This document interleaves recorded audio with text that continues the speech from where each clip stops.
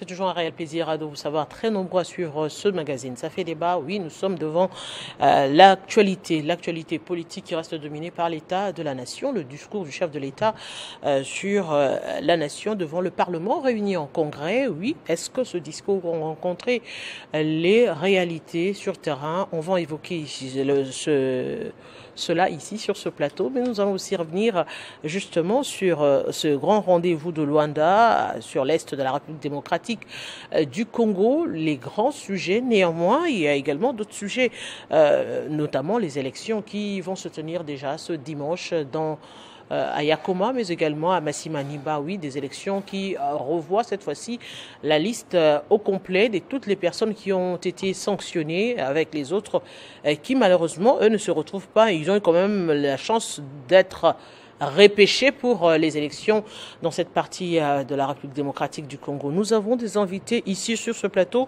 déjà qui sont présents. Nous avons M. Christian Choukourou, analyste politique proche de Vital Kamerhe. Bonjour et bienvenue à vous. Bonjour madame et bonsoir à tous les téléspectateurs et à mes co-débatteurs avec qui nous allons décortiquer l'actualité.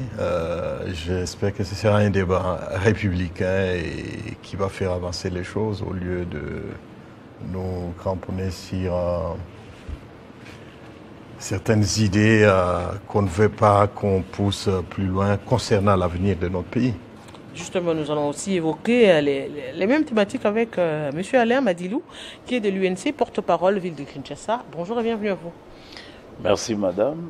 Permettez-moi de dire bonjour à mon aîné Christian Choukourou et les autres co-débatteurs qui viendront après, et de saluer la population quinoise, le peuple congolais qui nous suivent. J'espère qu'ils auront de la matière sur ces débats. Nous allons également avoir d'autres invités, notamment M. Chibin du PPRD, mais aussi M. Nicolas Lenga du parti Envol. On reste sur le discours de l'État de la Nation. Le chef de l'État a brossé l'année 2024, mais également parlé des quelques perspectives pour ce qui concerne l'année 2025. Il est revenu sur le social, il est revenu sur les réalisations dans les différents secteurs réalisés au cours de cette année. On parlera d'un bilan assez positif quand même pour cette année 2024. Oui, je pense et c'est au peuple de juger parce que effectivement, comme le veut bien l'article 77 de la Constitution, le président de la République doit une fois l'an faire l'état de la nation en termes de rédévabilité. Nous sommes en démocratie. Nous ne sommes pas en dictature. Et donc le président de la République l'a fait. L'année passée, c'était le 14 décembre, si mon mémoire ne me trahit pas. Et donc le président, effectivement, a fait les points sur ces réalisations, les perspectives d'avenir, donc ce qu'il compte réaliser. Et je crois que c'est tout à fait constitutionnel. En tout cas, le programme 145 territoires et l'aspect sécuritaire, la manière dont nos forces armées, quand même aujourd'hui on peut en parler, la manière dont ils se comportent sur les champs de bataille, je crois qu'il y a vraiment à espérer. Il y a des choses qui sont faites.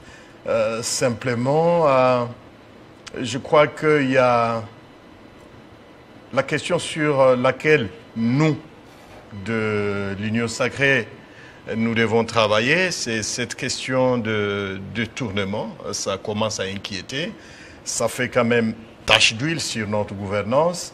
Si le président de la République vraiment prend à bras le corps cette situation, je pense que nous serons dans la bonne direction.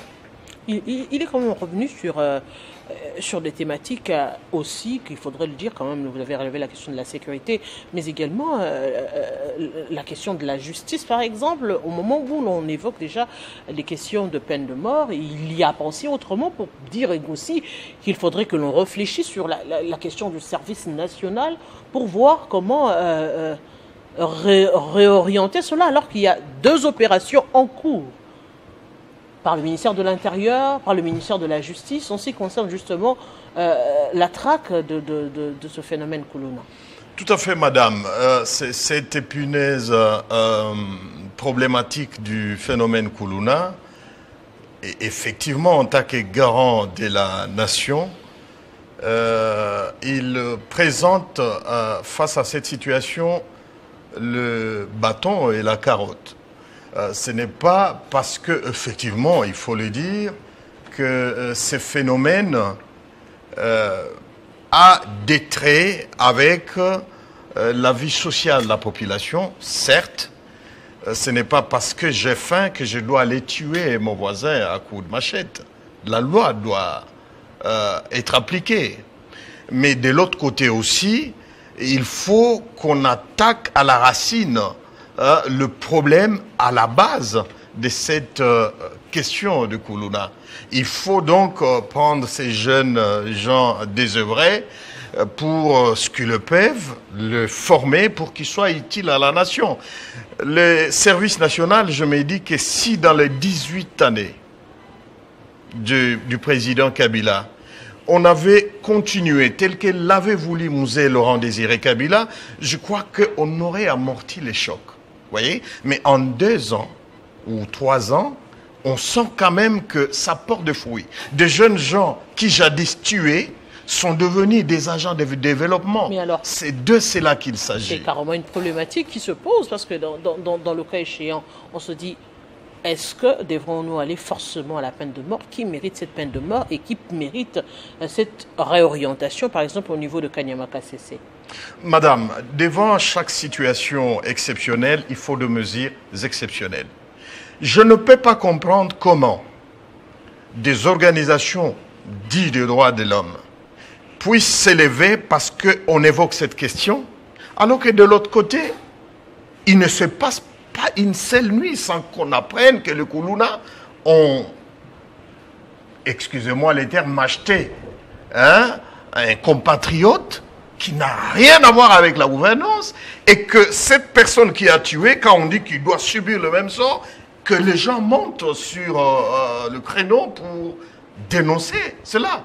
Non, il faut décourager parce que l'ampleur que ce phénomène a pris dans la ville fait craindre que dans les 5 ans à venir, si on ne fait pas quelque chose, nous risquons d'être une ville rouge si on n'est pas encore dans le périmètre du périmètre rouge. Aujourd'hui, justement, on va revenir. Hein. Monsieur Alain, aujourd'hui, on revient sur les discours du chef de l'État. C'est vrai qu'on est en train de parler des avancées significatives dont il a noté sur le plan de l'industrie, sur le plan du sport et autres. Mais c'est comme si l'on n'a fait que miroiter le côté positif. On a nullement évoqué en profondeur le côté négatif également, des choses qui n'ont pas eu à marcher. C'est là d'où la question d'ailleurs des internautes et autres personnes qui se disaient finalement c'est un discours qui ressemble un tout petit peu à une campagne. Non, mais parlant de la question des Koulouna, c'est un point négatif, il a évoqué.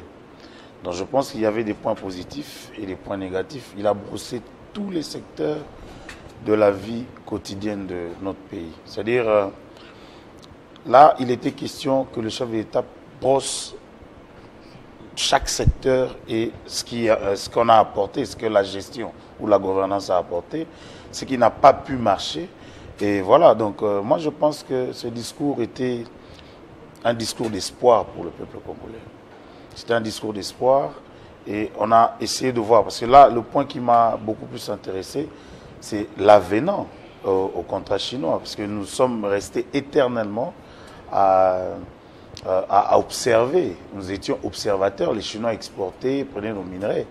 Mais bon, l'apport, la touche du chef de l'État quant à ce, c'est faire l'avenant. Aujourd'hui, nous avons des rocades qui sont en train d'être construites.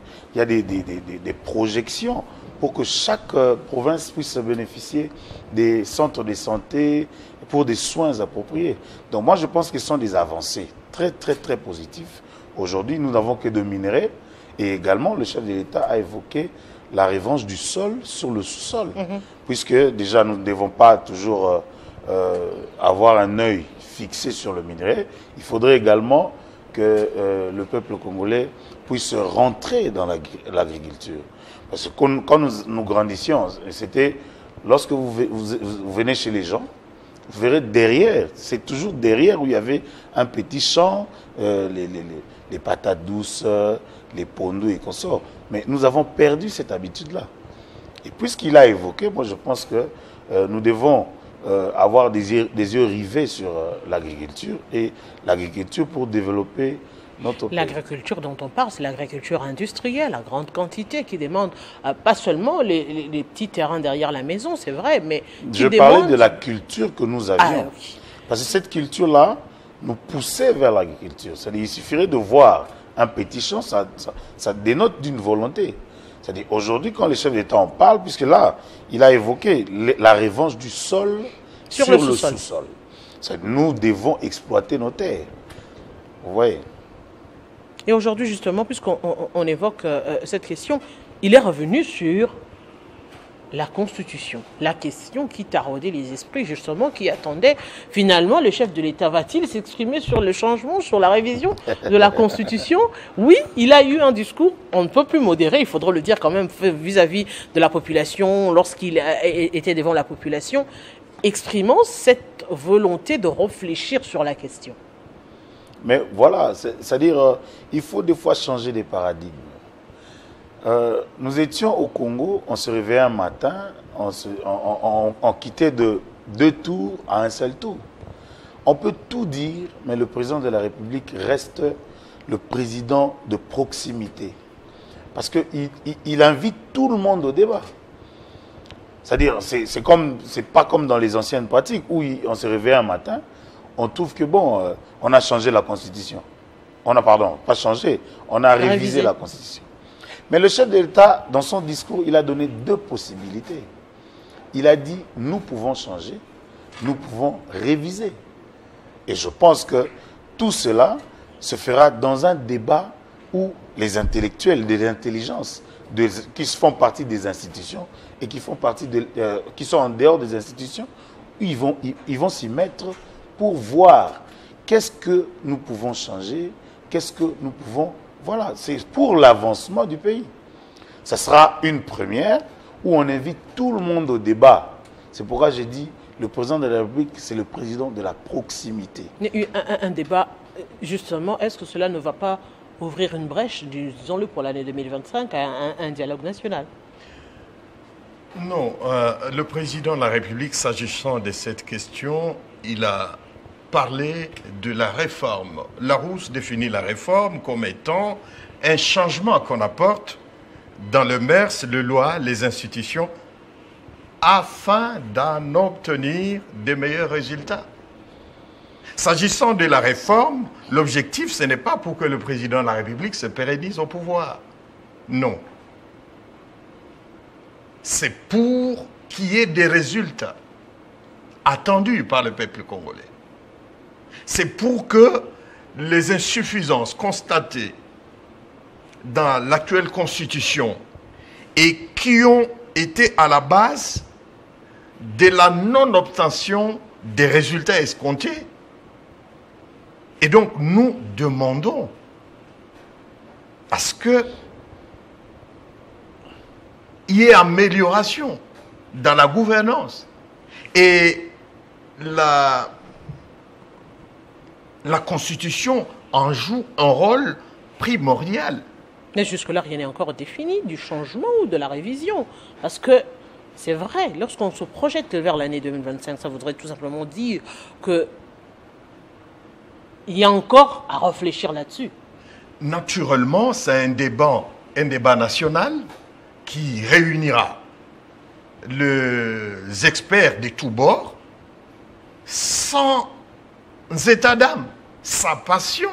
Ils vont réfléchir. Congo, qu'est-ce que nous voulons de cette République dans les 5 ans, 10 ans, 20 ans à venir? Ça n'a rien à voir avec le président Félix Tshisekedi qui voudrait bien se pérenniser pour demeurer. Non. Tout ce qu'on a décrit, nous voulons effectivement que ça soit corrigé pour que prochainement, on ne perde pas du temps inutilement au lieu desservir le peuple congolais et Mais lui donner ce qu'il en quoi ça attend. sera différent du dialogue national, par exemple? En quoi? Mais les dialogues nationaux, d'abord, les dialogues, quand on en parle, c'est comme la révision constitutionnelle ou les changements. On en a fait un tabou parce que nous en avions donné une connotation propre à nous. Dialoguer, on continuera à dialoguer pour l'avenir de notre pays. Ceux qui se réuniront, il y aura certes ceux qui ne seront pas d'accord pour le changement, ceux qui ne seront pas d'accord pour la révision, mais justement de ces chocs jaillira la lumière, et donc il donnera la lumière au président de la République pour orienter sa décision en tant que garant du bon fonctionnement des institutions de la République. Mais oui. il faut qu'on soit objectif dans cette démarche. Au départ, quand nous parlions de la révision, vous avez vu des gens qui s'en sont opposés, alors que c'est constitutionnel. Quand nous parlons de changement, le même accepte la révision, mais ils sont... Vous voyez, il n'y a pas d'objectivité dans ces débats. C'est comme si chacun se bat pour ses ventres et pas pour ce pays que nous devons léguer à nos enfants et à nos arrière-petits-fils. Malheureusement. Mais comment différencier les deux? Parce que c'est vrai, hein, aujourd'hui, si on doit déjà penser Cap vers 2025, le chef de l'État est clair. Il faudrait en tout cas toucher la Constitution. Ce qui est au moins sûr, c'est qu'il tient à toucher à la Constitution actuelle. Maintenant, la toucher pour la réviser ou la changer, ça reste encore à définir. Mais qui feront partie?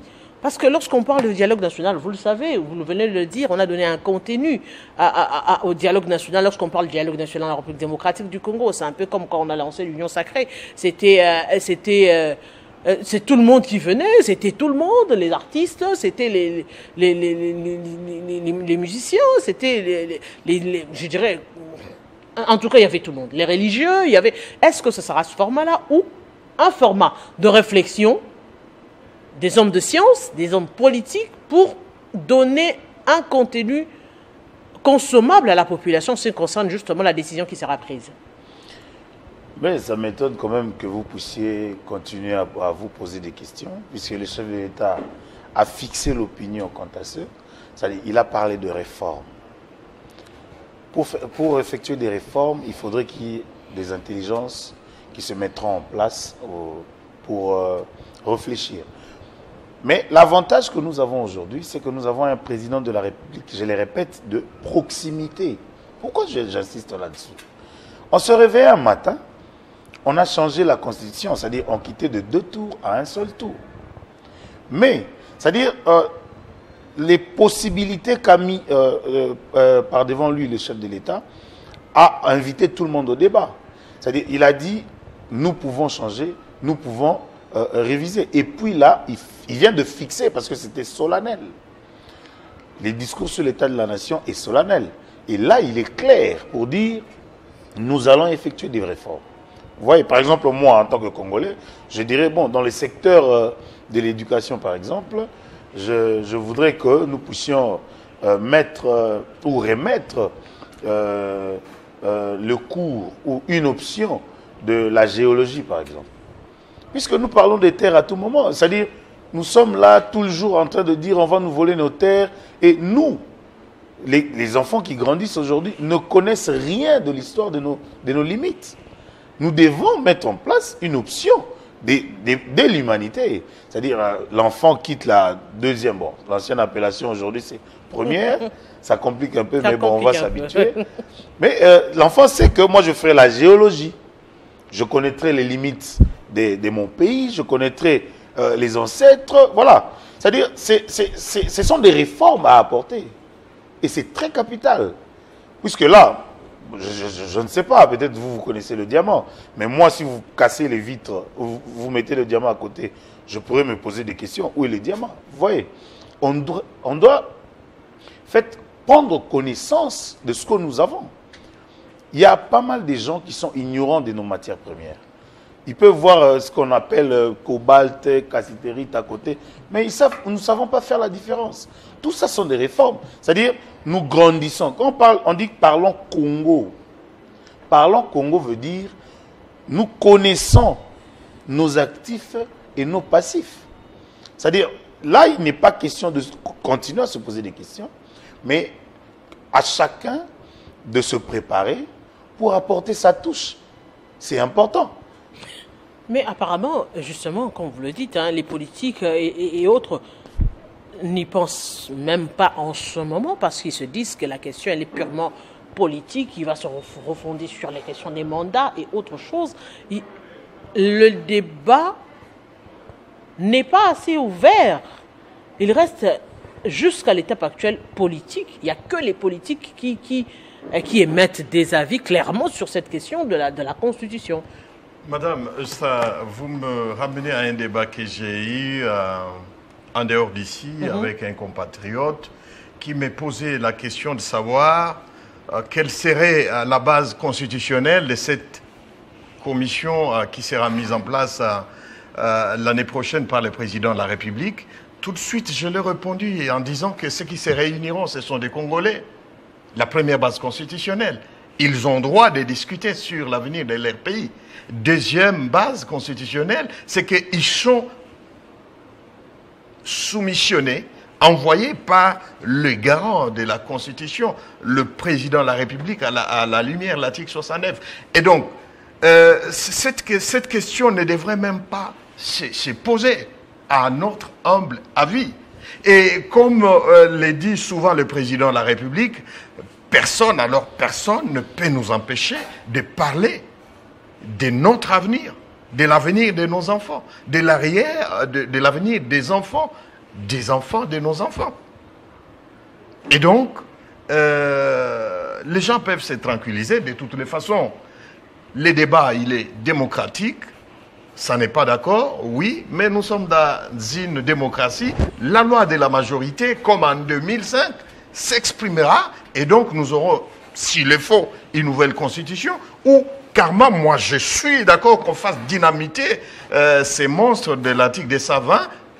Il a joué son rôle pendant un temps, depuis 2006 jusqu'à aujourd'hui. Ça nous a aidé à garder une certaine stabilité. Mais cela ne peut pas nous mettre dans une geôle ou dans une prison pour dire, écoutez, nous restons, nous nous agenouillons devant ces monstres et puis le garder comme cela, sachant qu'il acquise des insuffisances qu'il faille corriger. Nous avons des intellectuels, nous, en tant que Congolais, nous avons le droit de fixer les caps de notre avenir, je me répète.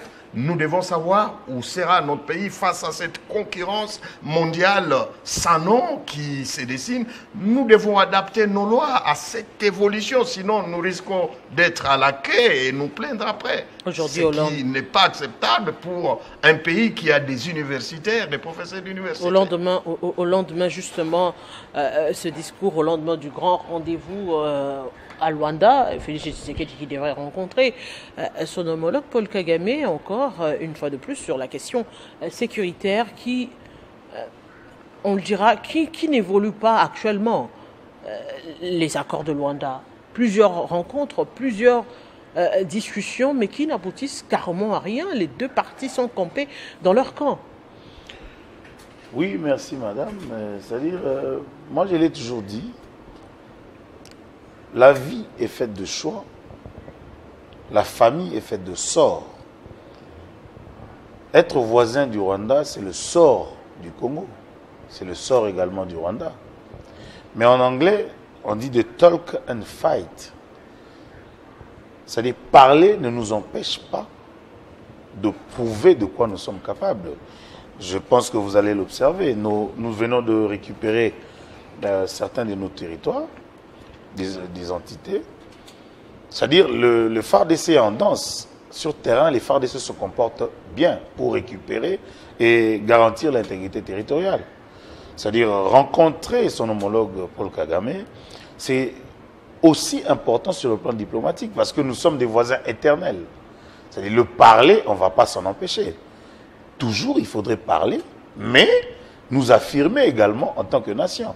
Puisque là, il sera question de lui dire en face, parce que j'ai suivi l'autre fois leur ministre des Affaires étrangères prétendre qu'il y aurait des réfugiés qui s'y trouveraient au Rwanda, qui pourront rentrer.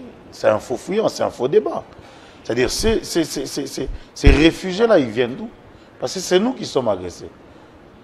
D'accord? Mais c'est eux qui nous agressent. Comment ils peuvent prétendre qu'ils ont... C'est leur discours qu'ils emmènent partout dans le monde pour faire croire qu'ils peuvent amener des gens sur nos terres. Ce sont ces genres de questions qu'il faudrait élucider et clarifier. Moi, je pense que le débat autour de toutes ces questions-là est important, raison pour laquelle le président de la République devrait voir son homologue en face pour lui dire des choses clairement. Dites les choses clairement, mais la question du FDLR était revenue sur la table, la question de la démobilisation des FDLR, aujourd'hui encore, qui a ressurgi lors des dernières rencontres. Et on se dit finalement, est-ce qu'on est en train de tourner en rond ou il faudrait carrément changer de stratagème?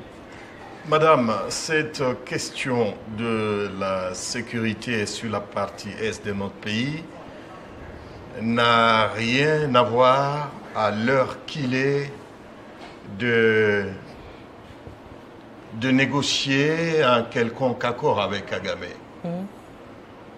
Il faut établir, il faut de rapports de force. Il faut nous imposer. Kagame, depuis un temps, s'est trouvé en force parce que facilement, il pouvait infiltrer notre système de gouvernance, notre système de sécurité et toutes nos institutions. La preuve est qu'avec l'armée, on ne pouvait rien faire aujourd'hui. Et là, je félicite sincèrement le président de la République pour cette question de modernisation de nos forces armées. Ça fait quand même qu'aujourd'hui, vous avez vu, les 15, la réunion est prévue par le médiateur, le président Gonçalves Lourenço. En même temps, c'est des colonnes et des colonnes de militaires rwandais qui traversent parce qu'on veut nous infléchir, on veut nous mettre devant une situation où nous devons aller, comme les accords que Kabila nous a fait signer ici, quand on signe à genoux, eh bien les conséquences sont ce que nous sommes en train de vivre aujourd'hui. Et donc, je suis en train de penser qu'avec l'allure que prennent nos forces armées de la République actuellement, l'avantage c'est qu'on a plus rajeuni, on a des troupes d'élite, d'accord, qui ont quand même été bien formées et qui, sur terrain, ne permettent pas à l'ennemi l'infiltration. Parce qu'à l'époque, on pouvait avoir dans une unité des infiltrés qui donnent des informations à la partie adverse et on faisait tuer nos compatriotes comme vous n'avez pas l'idée sur le terrain des opérations. Et donc sur ces points, je pense qu'il faut qu'on appuie sur l'accélération pour que cette question se termine par la voie militaire. Je continue à dire que les fameuses négociations avec le Rwanda sont de manœuvres dilatoires. Ça n'est pas ce qui nous amènera à la paix. Il faut un rapport de force sur le plan militaire et tout le restera là après. Monsieur Nicolas Lenga nous a rejoint du parti En Vol. Bonjour et bienvenue à vous.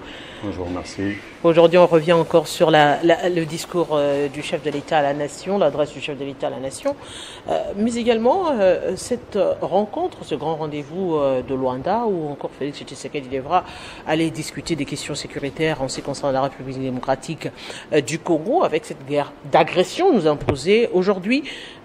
Quels sont les points clés qui vous ont retenu quand même en ce qui concerne le discours de l'État de la nation?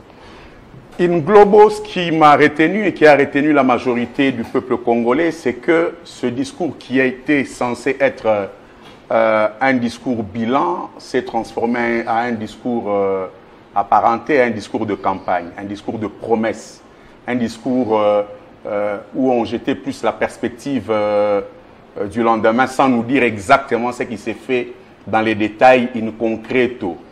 Et même dans ces promesses, comme d'habitude, c'était des promesses irréalistes. Je vais donner un exemple rapidement en passant, parce que pour moi, ce discours à la nation était un speech raté.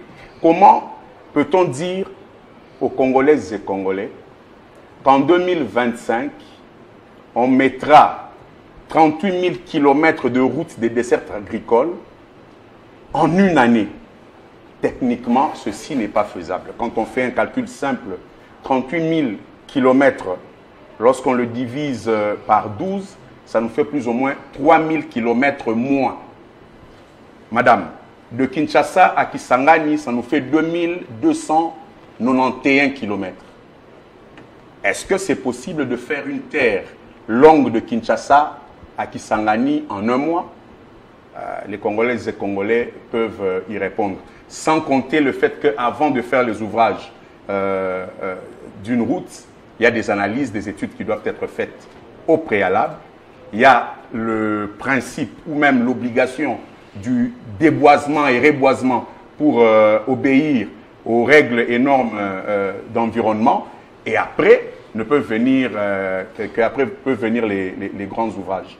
Mais au-delà de ça, la question budgétaire n'a même pas été soulevée. Lorsque une route en terre battue revient à plus ou moins 500 000 $, multiplié par 38 000 kilomètres, nous avons un budget rien que pour ces routes-là, bien largement au-delà du budget global national du pays. Donc, c'était une fois de plus des promesses irréalistes. Et la majorité des Congolais sont habitués aujourd'hui à ces promesses. Mais il y a quand même eu des réalisations, notamment citées en ce qui concerne en matière de l'industrie, avec l'industrie des carreaux, on a parlé de Pepsi, ce sont des ouvrages, des choses qui ont été réalisées.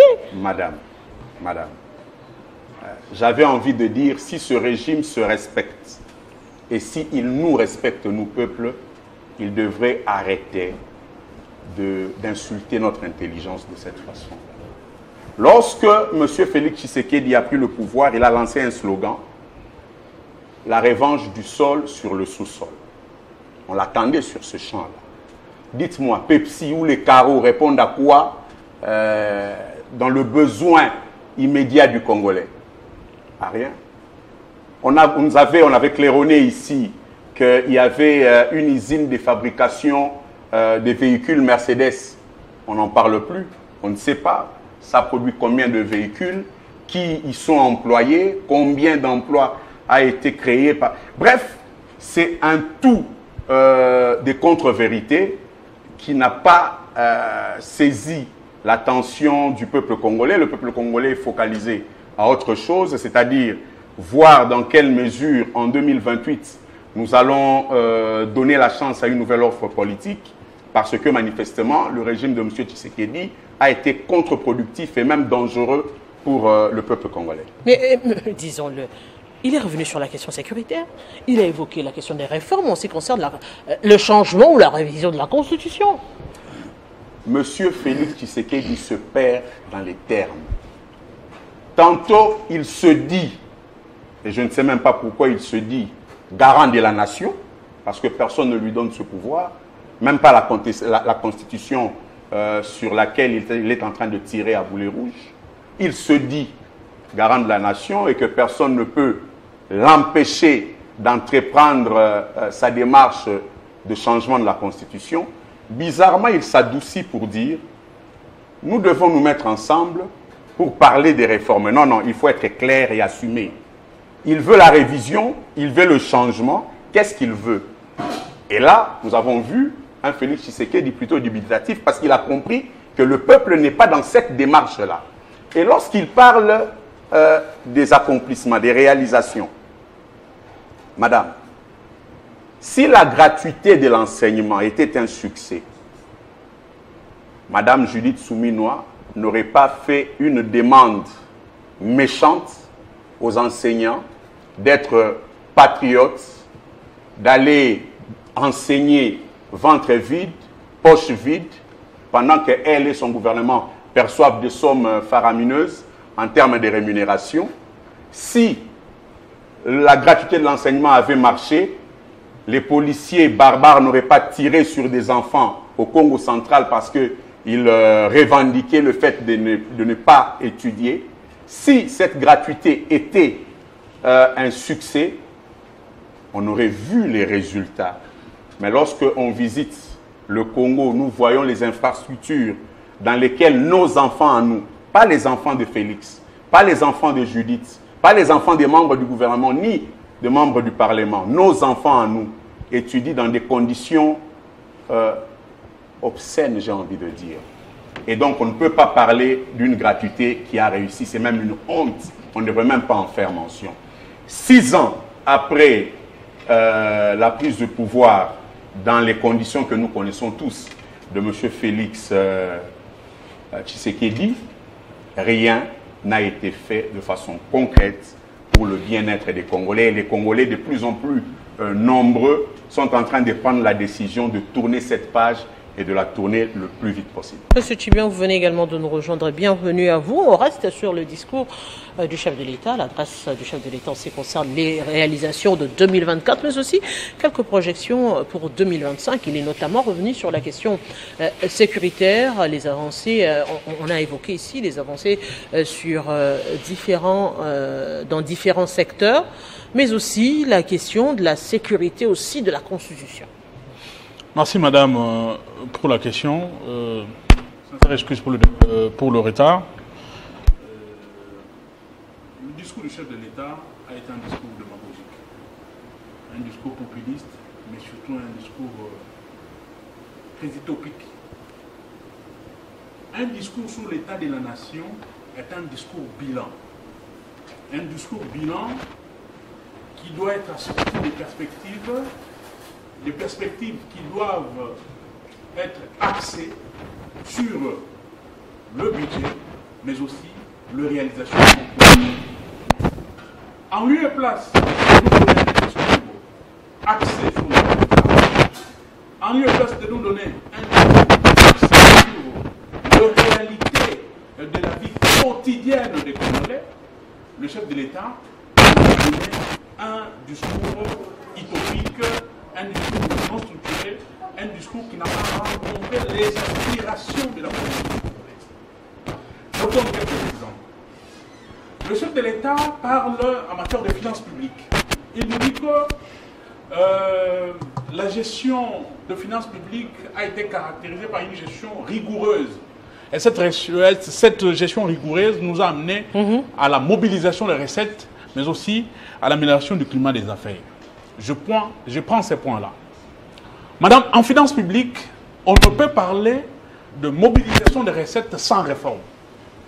Quand vous prenez la question de réforme qui devait être menée par ces gouvernants, par ces régimes, pendant même au premier quinquennat ou au deuxième quinquennat, les réformes n'ont pas été lancées, n'ont pas été données en termes pour permettre la République de mobiliser de recettes.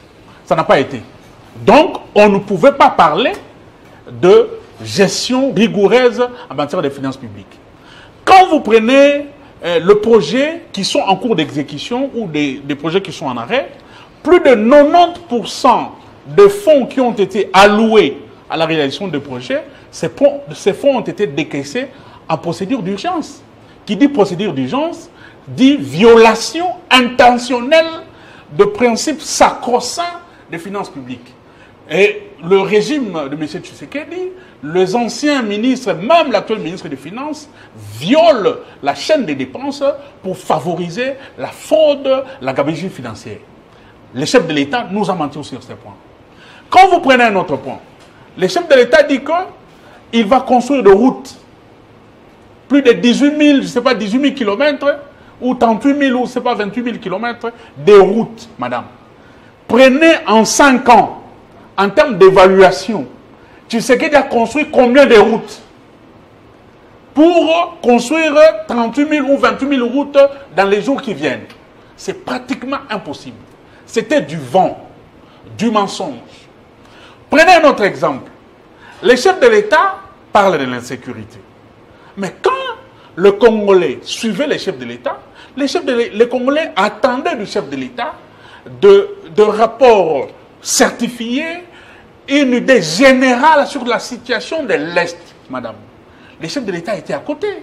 Les chefs de l'État nous parlent d'une certaine opération Nobo, qui n'a pas amené des solutions escomptées. Aujourd'hui, l'insécurité est une monnaie courante. dans toutes les communes de la ville de Kinshasa, même ici à la Gombe, les Congolais sont en insécurité.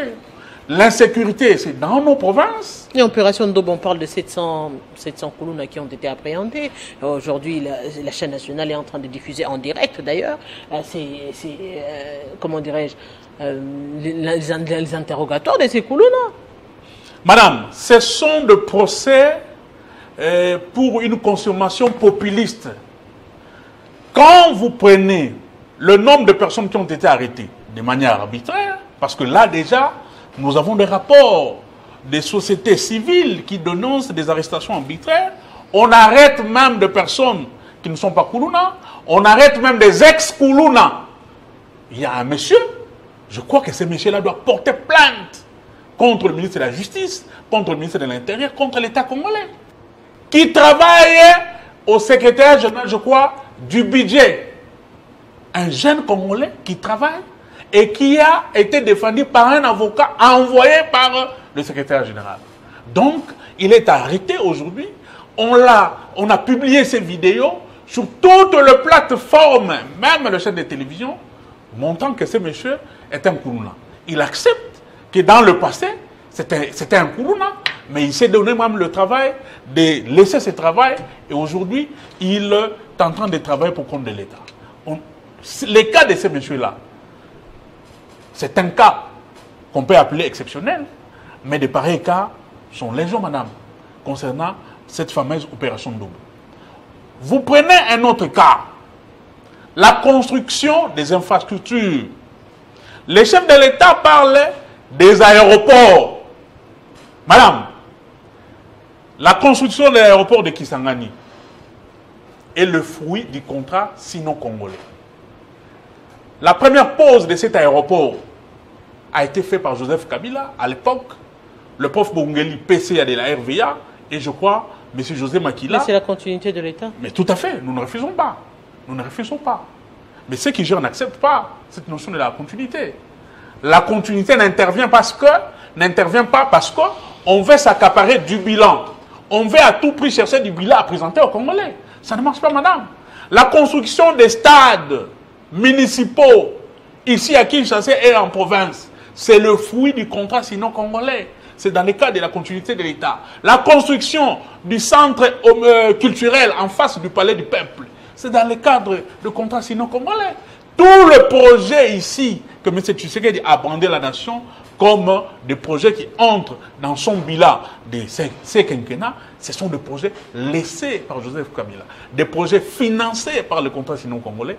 Donc M. Tshisekedi a menti à la nation et nous pensons que dans les jours qui viennent, si ISL Massi, le chef de l'État, conscient de ce discours qui n'a pas été accepté par la population, doit demander des excuses auprès de la population. Parce que, prenez même en termes de descente en eau et en électricité. Prenez les chiffres qui ont été donnés. Prenez la réalité sur le terrain dans nos quartiers, madame. Kinshasa est dans les doigts. Il y a des quartiers, il y a des communes qui ont fait 3 mois, 6 mois, 4 mois, ils n'ont jamais eu d'électricité. Alors, les chiffres avancés par les chefs de l'État, ce sont des chiffres faux qui ne cadrent pas avec la réalité. Donc, nous disons ici que nous avons senti M. Tshisekedi en propagande. Un discours propagandiste, un discours populiste pour attirer la population à son fameux dossier du changement de la Constitution. D'ailleurs, même dans le changement, quand vous le suivez, il a évoqué les réformes. Il a chuté pour dire que tous les discours pendant le 45 minutes qui a été donné par le chef de l'État, la fin c'était pour amadouer les Congolais et chuter sur le changement de la Constitution. Monsieur Chokoro, on leur a accordé le temps de parole justement parce que aussi vous avez eu ce temps de parole, le débat est ouvert.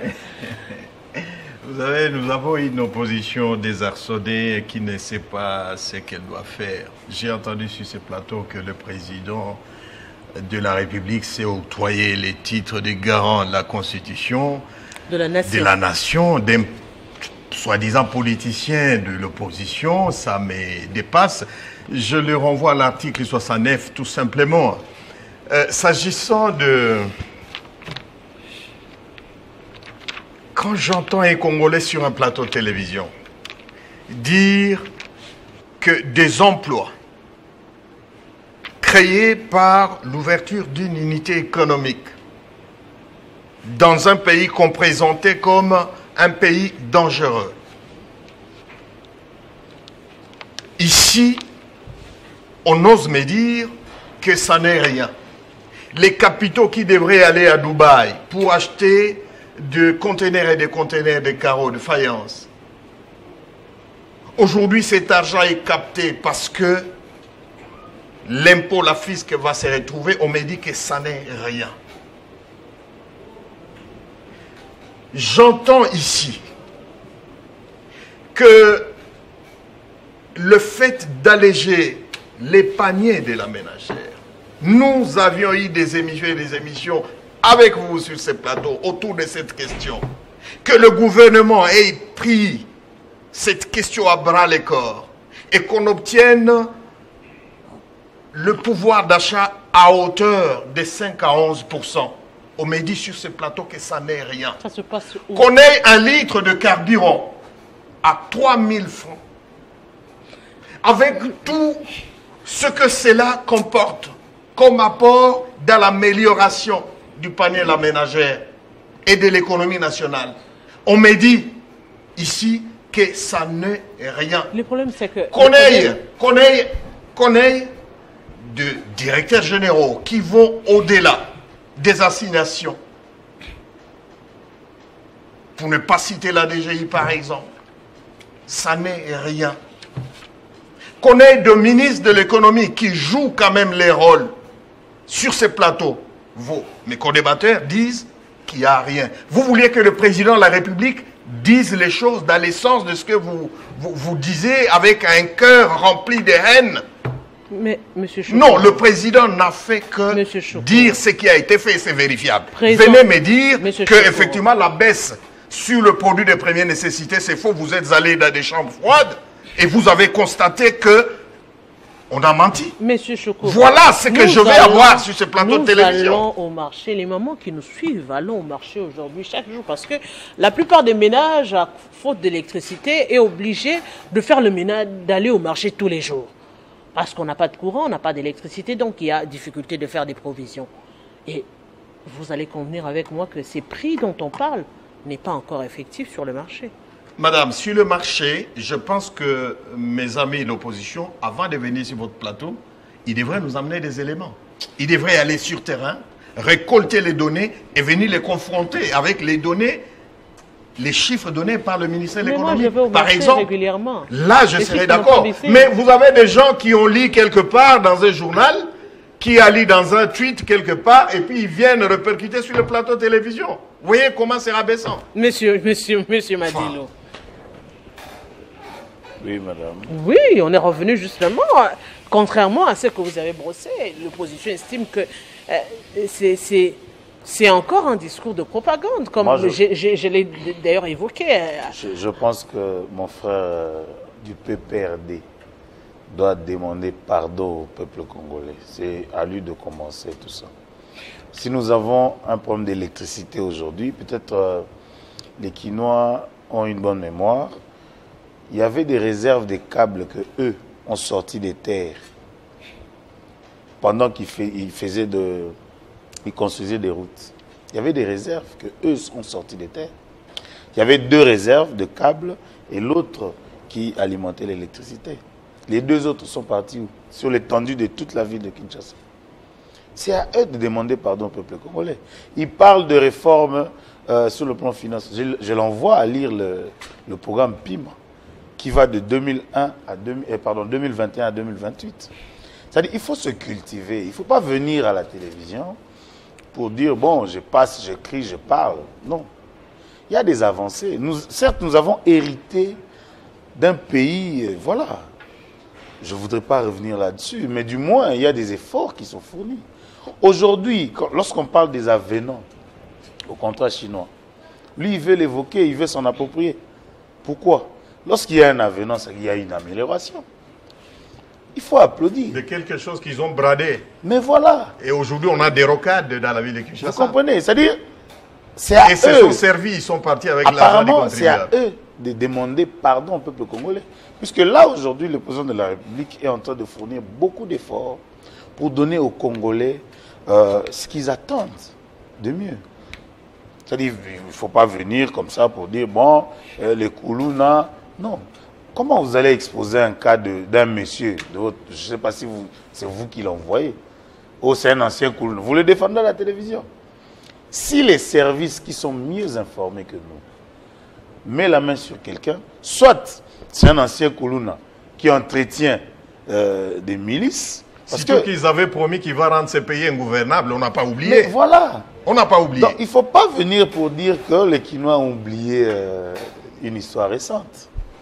Donc, qu'ils aient leurs apaisements, le président de la République a brossé tous les secteurs de la République. Et il y a des choses qu'on peut palper. Qui pouvait imaginer qu'on pouvait quitter de Moudi et arriver à l'aéroport sans passer par le pont de Gilles? Personne. Mais ce sont des efforts à applaudir. C'est lorsque vous avez bradé le pays et que les autres cherchent à vraiment sortir le pays dans le gouffre, c'est la moindre des choses, c'est le moins qu'on puisse faire. La reconnaissance, bien que l'on dit que la reconnaissance n'est pas de ce monde.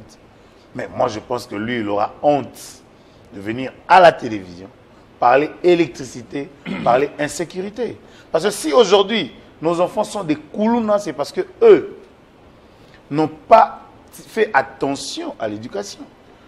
Bon, j'ai entendu mon frère critiquer au moins ce qu'on n'a jamais connu, la gratuité de l'enseignement. Ça a permis aux enfants de rentrer sur le banc de l'école.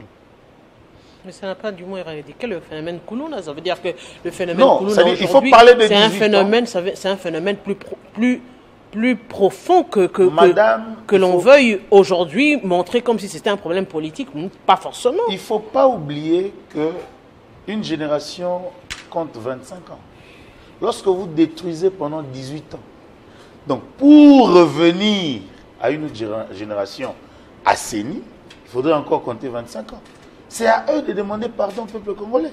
C'est-à-dire, lorsque vous ne faites pas attention à une éducation, pendant 18 ans, vous avez détruit l'enseignement. Nous avons hérité et nous assumons. Lorsqu'il y a des améliorations, je pense que vraiment par modestie, ils peuvent dire, bon, nous avons un bras séculier qui peut nous couvrir au moins. Qui ne viennent pas dire, bon, l'électricité, l'insécurité. Nous sommes héritiers de 18 ans. C'est-à-dire c'est moins 7 ans pour arriver à une génération. Donc un enfant de 18 ans arrive en 6e des humanités. Mais vous êtes conscient que vous êtes déjà dans les 7 ans vous aussi? Non, c'est-à-dire nous sommes en train de vouloir récupérer. J'ai dit, on n'a jamais entendu parler de la gratuité de l'enseignement dans ces pays. Aujourd'hui, nous en parlons. Eux, ils critiquent quoi? La faisabilité ou l'effectivité. Mais ils ne critiquent pas l'initiative. Pour critiquer la faisabilité, il faut d'abord partir de l'initiative. L'initiative est louable, oui ou non? Il ne faut pas venir critiquer pour critiquer. Il y a des innovations. Alors, quand on fait l'opposition, moi je pense qu'il faudrait faire l'opposition républicaine, apporter une touche, pas venir mentir à la télévision. Parce que le projet Pima est là, je peux lui envoyer. C'est de 2021 à 2028. Ce sont des réformes. Monsieur Lenga, justement, on revient. Parce que c'est vrai qu'on va parler de la sécurité. Le chef de l'État l'avait promis, il ne va plus rencontrer Kagame. Mais aujourd'hui, déjà, le rendez-vous était là, le rendez-vous de Luanda, pour revenir encore sur cette question sécuritaire. Avant de m'y plonger, j'aimerais nourrir l'esprit de mon frère qui m'a traité de soi-disant politicien. Je répète ici, aucune disposition constitutionnelle ne donne le pouvoir à M. Félix d'être le garant de la nation. L'article 69 dit ceci. Le président de la République est le chef de l'État. Il représente la nation et il est le symbole de l'unité nationale. Point. Il représente la nation. C'est un représentant de la nation. Être garant de la nation, monsieur, c'est autre chose. J'espère que cette fois-ci, vous avez retenu une fois pour toutes. S'agissant de la gratuité, madame, ce n'est pas une question d'initiative parce que la Constitution consacre la gratuité. La question est de l'effectivité de cette gratuité. Lorsque on pose un acte politique, on le pose pour résoudre un problème bien donné. Qu'est-ce que la gratuité telle que faite par M. Félix règle comme problème en matière de l'enseignement au Congo? Rien. Parce que les classes qui régorgeaient 40-45 élèves en régorgent 100 aujourd'hui. Déjà que 40-45 élèves, c'était pléthore. Aujourd'hui, c'est le double, voire le triple des effectifs. Et à cet enseignant, on lui demande d'être patriote, d'aller enseigner un effectif 3 fois plus que d'habitude, en donnant le même rendement, mais en n'ayant rien ni dans les ventres, ni dans la poche. Pendant que celle qui demande à ses enseignants d'être patriotes, elle a un porte-monnaie rempli et vit avec tous les avantages que l'État congolais donne. Maintenant, j'ai entendu encore une autre hérésie. On nous vante ici la baisse, et c'est une baisse théorique, hein, des produits des premières nécessités à 5 voire 7%. Faisons vraiment de l'arithmétique basique. Un produit qui coûte 5 000 francs. 5% de 5 000 francs, c'est 250 francs. Qu'est-ce que ça représente concrètement dans le vécu quotidien du Congolais? Il faut arrêter d'insulter l'intelligence des Congolais. Sur la question sécuritaire, nous avons vu le balai ministériel du ministre de l'Intérieur et celui de la Justice qui, dans leur prise de parole, on a du mal à comprendre qui fait l'Intérieur, qui fait la Justice, parce qu'il y a un méli-mélo. Mais la question sécuritaire ne se résume pas à la question de Koulouna, madame. C'est bien au-delà de ça. À l'est, ça brûle. Les Mobondo, au Grand Bandundu et au Congo central, au territoire de Madimba, ça brûle. On ne peut pas venir ici réduire la question sur la question des Koulouna. Encore, il y a un des ministres qui dit « Désormais, la peine de mort sera appliquée au Koulouna ». Mais c'est une hérésie sortant de la bouche d'un avocat. Donc, le fait d'être Koulouna, c'est une infraction inscrite au code pénal. Nous savons tous que chaque peine doit correspondre à un fait infractionnel. Le fait d'être Koulouna n'est pas un fait infractionnel. C'est ce Koulouna qui commet un fait répréhensible. Et ce fait doit être calqué au regard du code pénal pour savoir quelle est la peine qui doit être infligée. Pendant que, il y a quelques mois, il y a des Koulouna avérés qui ont posé des actes répréhensibles, qui ont eu le bonus d'avoir un emploi à Kanyamakasese. D'où vient aujourd'hui qu'un ministre de la Justice puisse officiellement inoculer l'injustice en disant que ceux-là bénéficient de ce privilège et d'autres, sans faire le tri des infractions commises pour appliquer les peines qui vont avec, tous doivent désormais subir la peine de mort. Mais c'est non seulement de la légèreté, mais c'est aussi dangereux. Maintenant, parlons, puisqu'il dit réforme, maintenant il ne veut plus parler de changement ni des révisions. J'aimerais dire aux Congolais ceci. La famille Tshisekedi est la seule famille au Congo qui a le plus juré devant Dieu et devant les hommes sur cette constitution de février 2006. En 2011, M. Étienne Tshisekedi, même s'il n'en avait pas qualité, hein, il a prêté serment sur cette constitution devant Dieu et devant les hommes, de la respecter et de la défendre. Son fils Félix a prêté par 2 fois serment sur cette même constitution. devant Dieu et devant les hommes.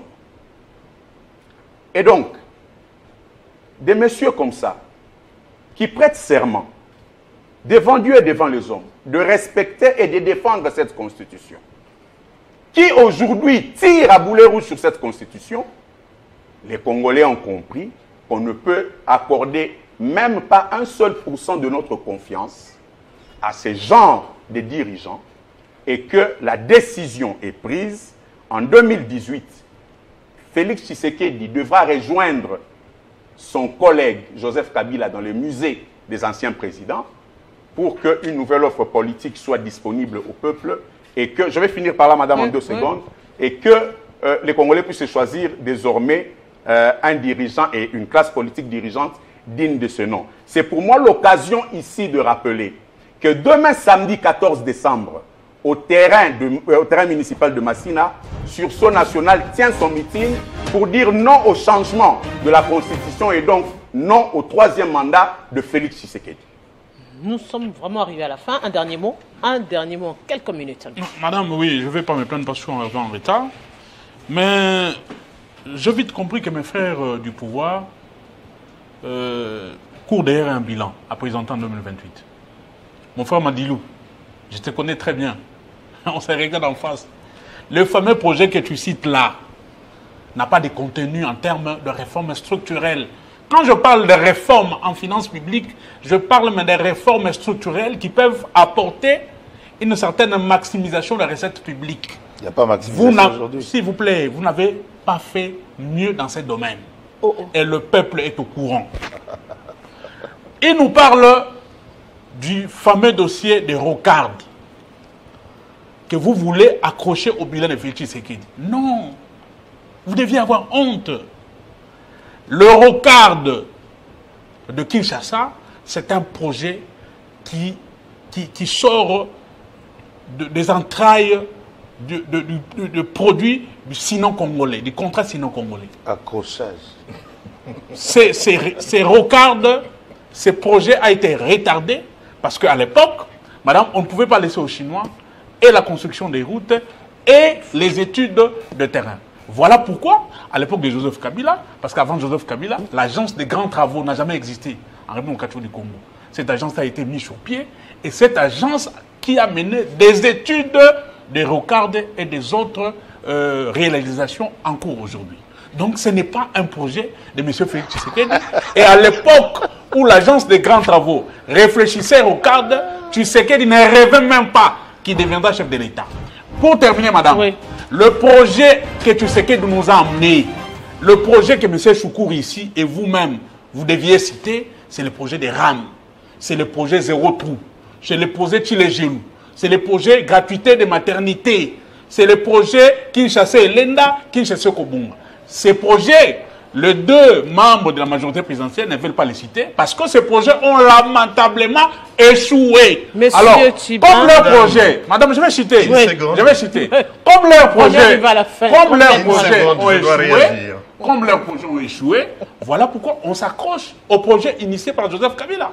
Sans le contrat sinon congolais, sans la révision du code minier, sans la réforme des entreprises publiques et des services étatiques, aujourd'hui, la République démocratique du Congo serait par terre.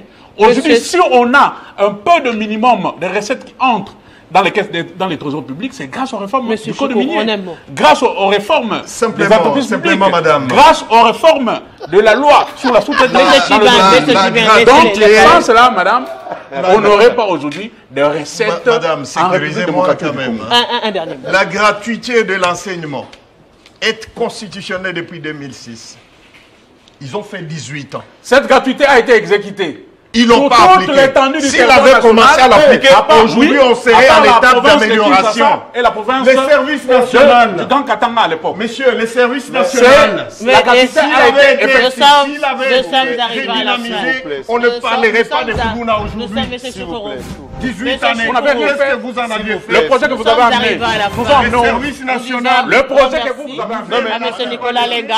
Non, merci également à vous, M. Chibin et M. Choukourou. Nous sommes arrivés à la fin et on va se retrouver la semaine prochaine. On n'a plus le temps.